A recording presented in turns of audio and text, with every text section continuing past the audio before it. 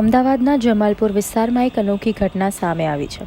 અહીં એક પુરુષ અચાનક જ ઝાડ પર ચડી ગયો હતો અને તોફાન મચાવતો હતો। પરિસ્થિતિને ધ્યાનમાં રાખીને સ્થાનિકોએ તરત જ ફાયર બ્રિગેડ અને પોલીસને જાણ કરી હતી।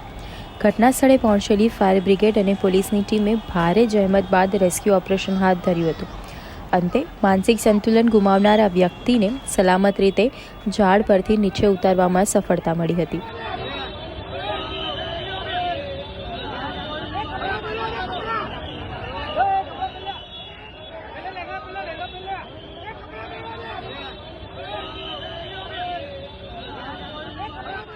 હાલમાં વ્યક્તિની તબીબી તપાસ અને જરૂરી સારવાર માટેની આગળની કાર્યવાહી હાથ ધરવામાં આવી છે।